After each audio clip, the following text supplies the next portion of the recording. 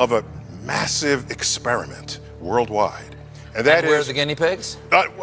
Maybe the experiment is, will people listen to scientists?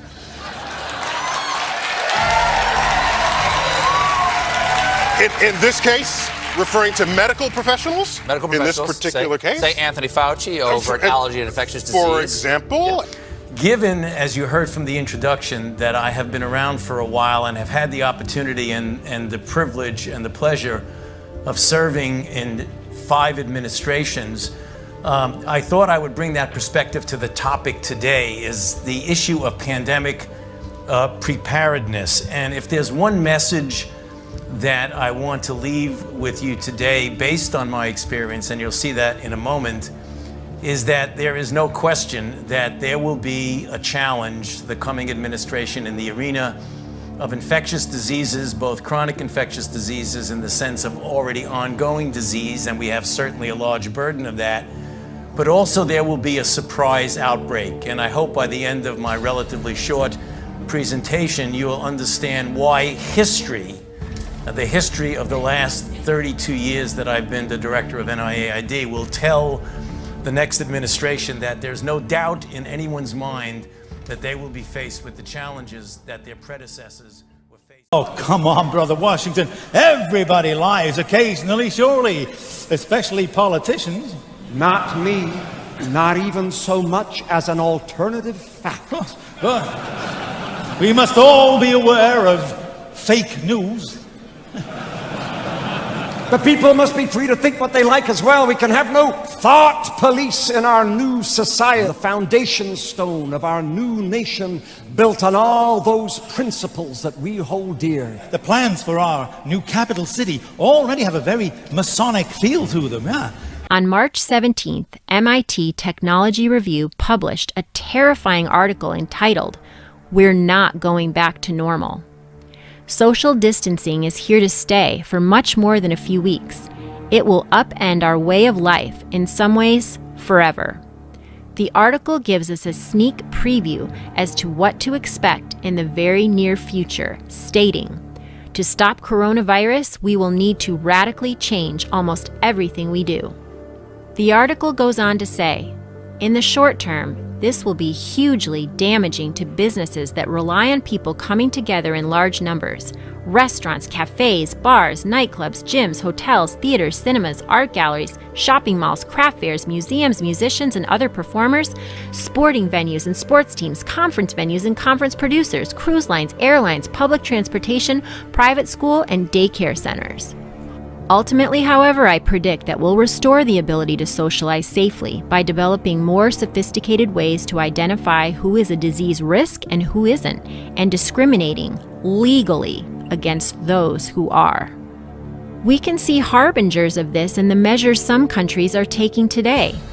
Israel is going to use the cell phone location data with which its intelligence services track terrorists to trace people who've been in touch with known carriers of the virus. Israel has given its security agencies the power to track the mobile data of people suspected of having the virus. The government will use the information to force them into quarantine and warn those who come into contact with them. South Korea has taken similar steps by using mobile phone and satellite technology to track potential carriers. Israel is a democracy, and we must maintain the balance between civil rights and the public's needs. These tools will very much assist us in locating the sick and stopping the virus from spreading. The idea is to use the geolocation data from people's cell phones to track who's been in contact with known virus carriers and to send them text messages to alert them to the problem and to get them also to self-isolate. Yes, it is a measure that authorities normally use for tracking extremists and terrorists. It wasn't so long ago that people were asking the same question: should we hand over our privacy for a greater good? Israel is not unique. It has joined China and Iran in this population tracking journey, and it's no secret that our cell phones contain more information about ourselves than even we know. Of course, it's information that can be used for both good and evil, which is why everyone's fighting to access it. A question remains: are you willing to give up your privacy to contain the virus? And will the authorities stop all tracking once the pandemic is over? Where's your John Spartan? Oh, he went to the bathroom. I guess he got all thought out. Oh, Sir, I formally convey my presence. How you doing? We are not used to physical contact greetings. Germs. Look, I don't know if you guys know it, but you're out of toilet paper. Did you say toilet paper?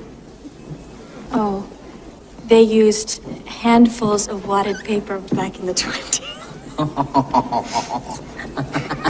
I'm happy that you're happy, but the place where you're supposed to have the toilet paper, you got this little shelf with 3 seashells on it. He doesn't know how to use the 3 seashells. Command. Voice check. Lamina Huxley. Unfortunately, Simon Phoenix was not coded. While you were sleeping, everyone in the city was installed code. It was a brilliant idea by Dr. Cocteau that an organically bioengineered microchip be sewn into the skin. Sensors all over the city can zero in on anyone at any time. I can't even conceive a visual of what you police officers did before it was developed. We work for a living. This fascist crap makes me want to puke. What do you think you're scratching, caveman? The threat remains while free will exists. This ID will allow you to access public spaces. Without compliance, your right to participate in society will be revoked. Eventually, what we'll have is certificates of who's a recovered person, who's a vaccinated person. I'm also pleased to report today that a vaccine candidate has begun the phase 1 clinical trial. This is one of the fastest vaccine development launches in history. How do you convince the other parents out there that we need to do this? Careful, I'm going to get it, if that helps at all, but I'll tell you my wife is not going to immunize her kids. Because I've got 4 of them, and when I go home, I'm not Dr. Oz, I'm Mr. Oz, and my wife is not going to immunize her kids. My wife is not going to immunize her kids. My wife is not going to immunize her kids. Because I've got 4 of them, and when I go home, I'm not Dr. Oz, I'm Mr. Oz. We trusted the scientists back in 1976 with the original swine flu shot, and a lot of people got sick. Right. Not only that, some people died, some people were paralyzed. From the shot itself. And people remember the swine flu vaccine as a terrible disaster. But this is one time. Forget the conspiracy. Listen to our government agencies. These guys are telling the truth. You know, there's no conspiracy here, folks. Just get your damn vaccine. Just get your damn vaccine. Just get your damn vaccine. The nail on the head. This is going to be a public relations, trust your government and your health officials public campaign. Mark my words, you and I are going to be talking about this a lot between now and fall. Me, look on the CDC website as to what is in the swine flu vaccine. You know, aluminum, insect repellent, formaldehyde, mercury. You know, aluminum, insect repellent, formaldehyde, mercury. We have the mightiest military in the long history of humankind. We have the best and most devoted workers ever to walk the face of the earth. And now we're combining all of these amazing strengths for the most aggressive vaccine project in history. There's never been a vaccine project anywhere in history like this. Candidate for initiation into the order, I'm giving a little introduction into some of our mysteries. These 2 gentlemen are founding an entire nation built on our principles. We have great promises for our new nation. You know, I wonder if other presidents after me will also be Freemasons. Many will be.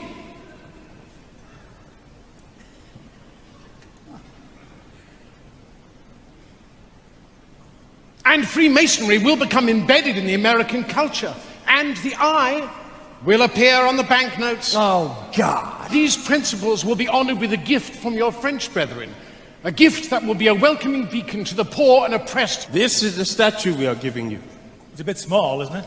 Oh, this is a maquette. The real thing is bigger. Much, much bigger. America will produce a great many great Americans from many different walks of life and many different fields, and many will be Masons. Sportsmen, actors, writers, soldiers, filmmakers, businessmen, inventors, astronauts. What on earth is an astronaut? No, they're not. I don't follow. Well, they're not on Earth, they're in space. In fact, Brother Buzz Aldrin was the second man to walk upon the surface of the moon. That's the best thing I've heard this evening. What, that a Mason walked on the moon? Man on the moon. Amazing. Why has nobody been to the moon in such a long time? That's not an 8-year-old's question. That's my question. I want to know, but I think I know. Because we didn't go there, and that's the way it happened. And if it didn't happen, it's nice to know why it didn't happen, so in the future, if we want to keep doing something, we need to know why something stopped in the past that we wanted to keep it going.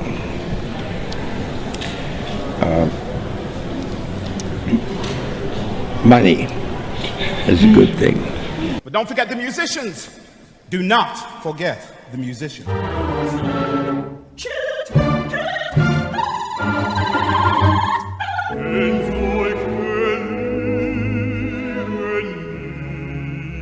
Authoritarian and totalitarian regimes continue to suppress Freemasonry, afraid of its strong heritage of liberty and equality.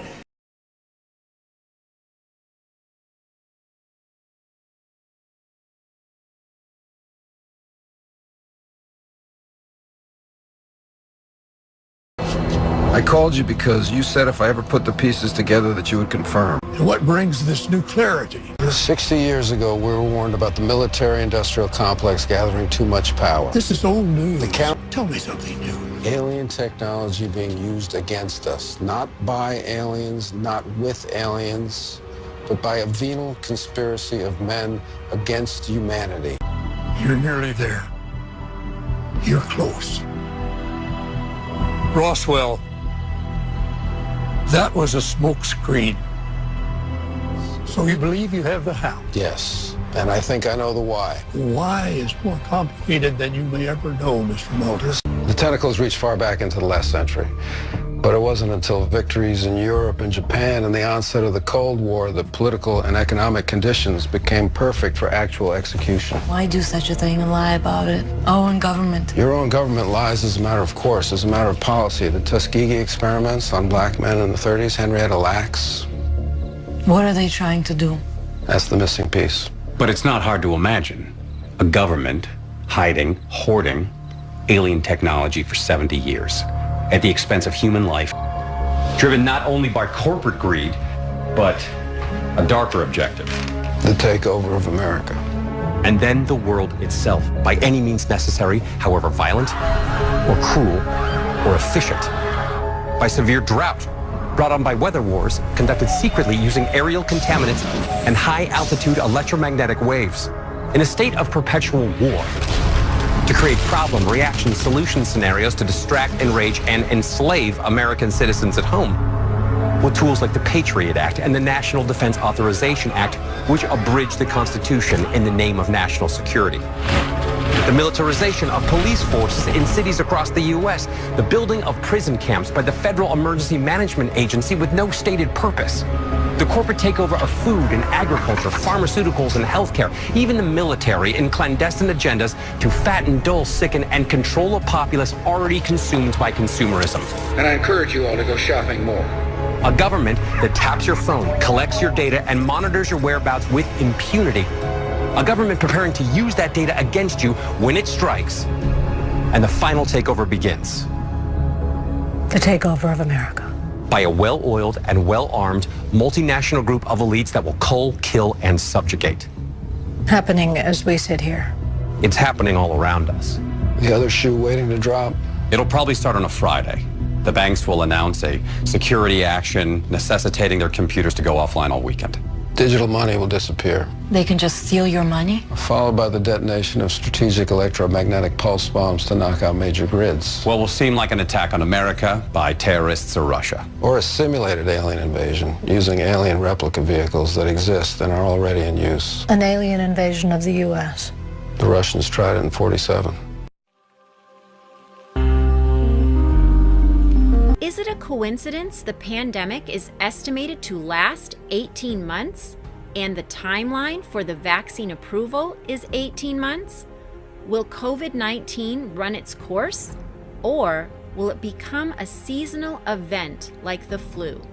I think it's more likely than not that this is going to turn around and come back in another season. Because right now in the southern hemisphere in southern Africa, they're starting to get cases as they go into their winter. And if that happens, this is not going to disappear. I don't think it will. Which makes me more fortified, Chris, when you ask about how I feel about these things, of why we got to get that vaccine tested, we got to get it proven to be effective, and we got to get it out. And we've got to develop drugs so that when we come around next year, it is not like this again. Never again like this, so that we'll be prepared. We'll be a totally different ball game if this comes back next winter, next fall. I'll guarantee you they'll be different. Well, listen, people listen to you, they believe in you, they believe what you're saying. Listen, people listen to you, they believe in you, they believe what you're saying. Listen, people listen to you, they believe in you, they believe what you're saying.